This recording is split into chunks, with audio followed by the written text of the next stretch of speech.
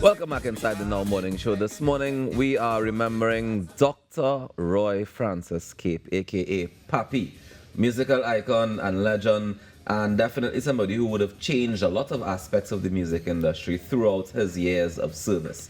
To do so, I want to welcome another man who's implemented several changes throughout his legacy in music. Mr. Carl Beaver Henderson, producer, band leader, musician, and impresario at this point. Good morning to you, sir. But not a morning person. As most musicians tend Well, not we're to happy be. you're here then. Very grateful. Making this I'll make the exception. Yes. Yes, we appreciate that. I feel like a man like Dr. Roy Cape deserves the exception. Friends for the last, 45 or so years, yeah. How did that friendship start? How did you all meet? That was so accidental, actually. I was at SEM Studios in Mokarapo. Actually, at that time, we were doing Sparrow's 1977 album in the studio. That was end of 1976, I think October 1976. And the arranger at the time for Sparrow was a guy called Alvin Belfast. I didn't really know of Roy Cape at the time. It seems like Roy Cape had just come back from New York. From New York, right. And he was walking along the road when Belfast stepped out to smoke a cigarette on the balcony or something. And they knew each other from New York, and they hailed each other. And Roy was kind of telling them, well, I'm back from New York, there's no work and stuff like that.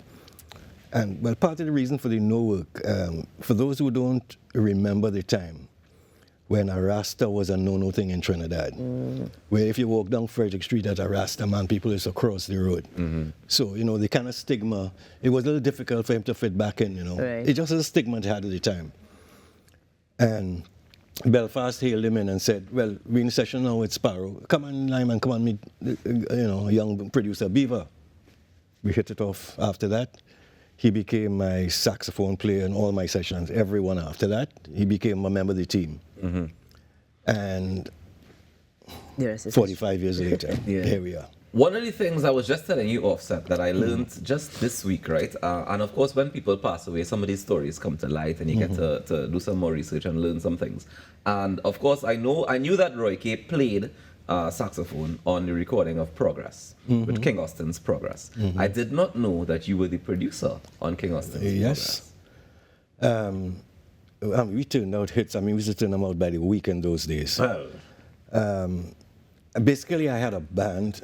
I had a regular crew of musicians. And then when I realized it was a regular group of guys, what I did is I rented a house in Toko and took the whole band, basically, the core of my best musicians, for 3 months in Toko. And we just to come down once a week for guys to see family. Other than that, we stayed there for 3 months. And that was a hit squad. Joey Samuel, who's still around, Eldon Oliver, who we lost, Junior Warwood, myself on keyboards, Roy Cape, Gil, several, hit guys at the time. And that became the studio band at SEM Studios. We did, Pose a Finer Party, Road March, King Austin's Progress, Shorty's Home Shanty album, with everything. Explainer's major album with Godwin Bowen, Kicks in Parliament, and all them kind of things. And there was a band called TNT Rainbow. And that became Roy Cape and the All Stars. Well, this is it. It sounds like that was the formula back in the day, and we see it in the music industry now, where they have writing camps, and you sit and you create for long periods of time, no contact with the external world.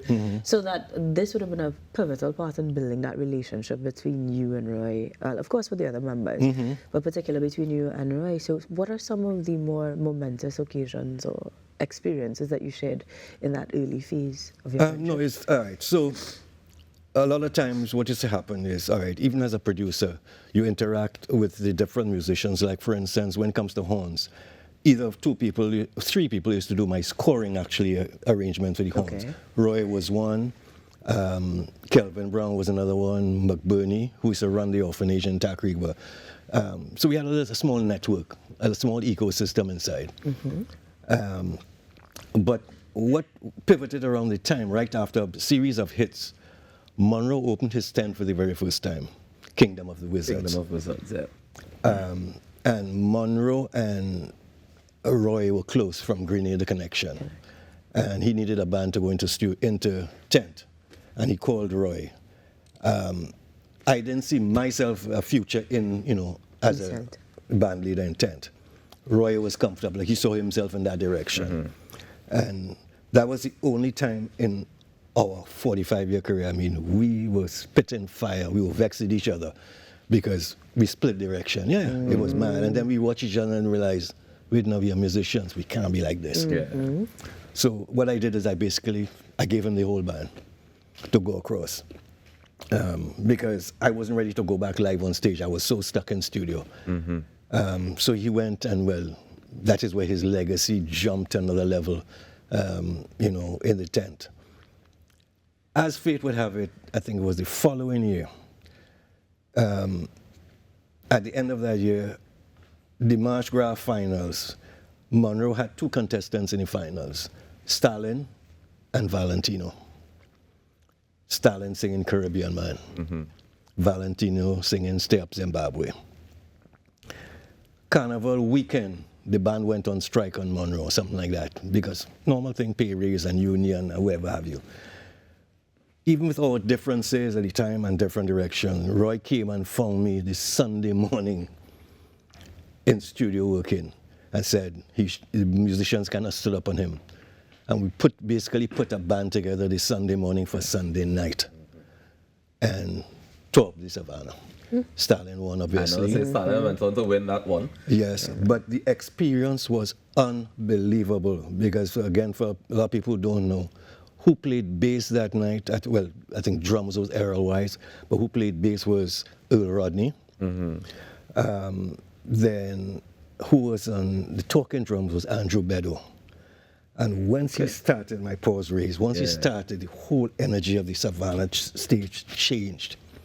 Earl Rodney, who was, aged at the time, was like a little 19-year-old bouncing up and down stage. And we just had fun on Savannah stage. The magic between the two. Yeah, tell me about Roy's demeanor. You mentioned he was a Rastaman earlier on, and that would have meant one thing in society. But from an internal perspective, what did that mean in terms of the way that he communicated, the way that he approached life?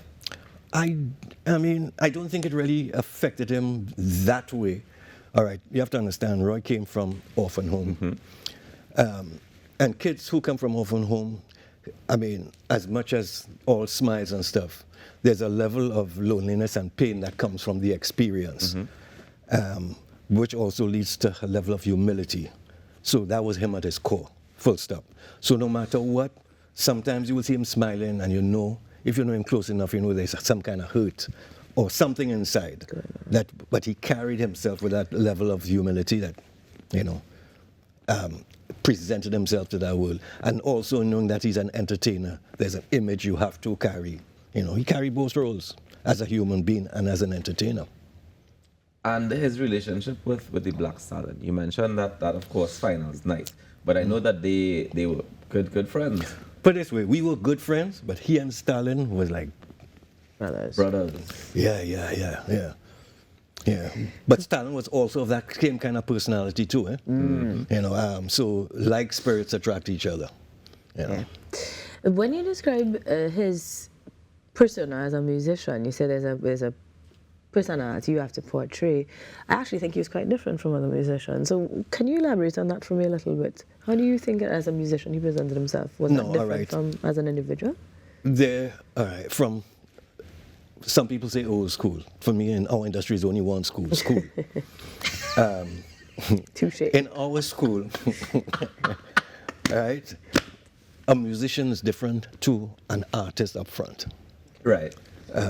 So an artist up front is the one who has this center spotlight. Right. Musician is the one just behind that level. And once you're at that level, you have to live with a level of humility, whether you like it or not. Because a lot of times we are the ones that putting out all the work, but the man in the front is the one who gets the credit. But that is part of the system. That's the dynamic. And we have to accept it. So there's a level of humility that works with it. One of the things that Roy mentions in the book particularly was that there was a period of time when he felt as though band leaders were no longer at the forefront, the musicians not getting the respect that they deserve. Tell me about his struggles with that. Well, that is, I think, might have been his biggest challenge in the industry because remember, Roy came from like a generation, slightly a decade before me. So Roy came from like I say Clarence Curvan days, the big Ron band Berridge, days, Ron Berridge, where there were no vocalists in front, It was just a band. instrumentals, and anything aside of that was the combos, like a 5-piece, so the vocalists, so the musicians were the artists. Right. And then you put a vocalist in front there, the musicians have to step back. Right. Right? So there was a natural transition happening in the industry like that, where you see now artists and a DJ, where the musicians. All together. So this is society's loss for that, because there's a level of creativity and a of kind of happiness that goes along with the music that is no longer there on stage. But that, I think, is the thing that most affected him. And as a matter of fact, that is why, to the end of his life, that is why he was giving back and, started this school for kids, because he wanted to see those kids at least keep in that space, and keep that energy. And we've seen how people continue when they start with something at a younger age, at least, to continue to pursue it. Let's go a little bit into the transformation from the studio band. I mean, you touched on it, but from the studio band to the Roy Cape All-Stars, because as Ruckus was saying, there's been quite a few persons who went through the school of the All-Stars, if you will. So it would be nice to give us a shortened version, I guess, of the Chronicle. Could you? Put it this way, everybody passed through the All-Stars. Whether they were actually a member of the band or not, because Roy became like the standard. All right, before Roy, it was the police band. Police band back. Everybody, the whole industry. Yes. So I guess once Roy came in, then he established himself for that kind of musical force. He became almost the national band. You're right. So to tell you who didn't, it might be easier. I am most probably the one who didn't sing with him. Fair. And I'm sure that's only by choice. Yeah. By choice. Publicly. Beaver, let me say thanks for joining us this morning to share a little bit about Dr. Cape. I want to just close off this morning with I want to read a piece of the book, as we mentioned, the struggle that he had for musicians to get that recognition. The last thing he says in the book, in conclusion, is musicians have been underscored through time, but without musicians, there would be no music. We bring love, serenity, and excitement, the essence of complete love for the audiences and the people. There's a saying, if music is the food of life, play on. That's what I mean. Music is vital to humankind. That was a man. Pure love. Pure love. Pure love. Pure joy. Ladies and gentlemen, we remember Dr. Roy Cape, a.k.a. Papi, musical icon and legend, and his memorial service will take place next Tuesday morning. The viewing starts from 9 a.m., the service starts from 10 a.m., and that's at the National Academy of the Performing Arts. Let me say thank you again to producer, band leader, musician, friend of Dr. Roy Cape, Mr. Carl Beaver Henderson. Thank you so much again for joining us this morning. More than welcome. And thank you for the work that you've done over the years in this industry. We appreciate it, and we do not take it for granted at all. Keep, and I haven't stopped yet. That is what we're talking about. Ladies and gentlemen, we take a quick break and come back with more in our morning show. Stick around.